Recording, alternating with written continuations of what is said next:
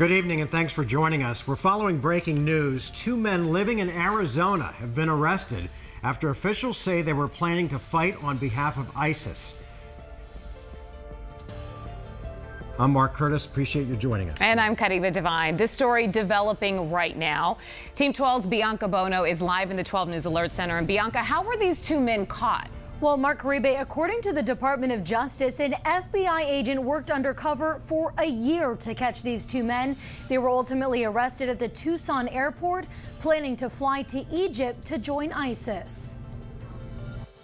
Two men living in Tucson wanted to become the most wanted terrorists in the world.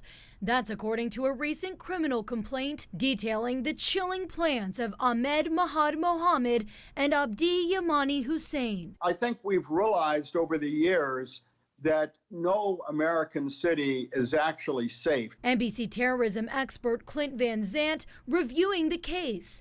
The suspects, 20 and 21 years old, both coming to the United States as refugees from Somalia. What's alarming is that someone we allow in the country come to America and they turn around, they turn against us. Documents say an FBI agent worked undercover for nearly a year, first communicating with the suspects on social media, then meeting them in person, where they expressed their support for ISIS, saying, quote, if someone tries to stop him, he will come to Tucson and the city will die. For an undercover agent, it's very dangerous. After months of undercover work, the suspects booking a trip to Egypt, where they plan to, quote, kill so many people. There's no question that they were going to fly and that they had indicated a desire to join ISIS. But they would never make it overseas. On July 26th, after Mohammed and Hussein checked in for their flights and passed through security at the Tucson International Airport,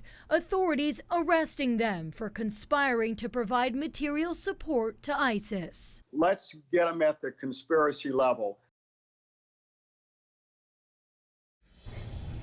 And Van Zandt says the investigation will not stop here. Now authorities will be looking into where the money to buy their flights came from and any communication they may have had with others who shared their beliefs. We're live in the Alert Center. Bianca Bono, 12 News.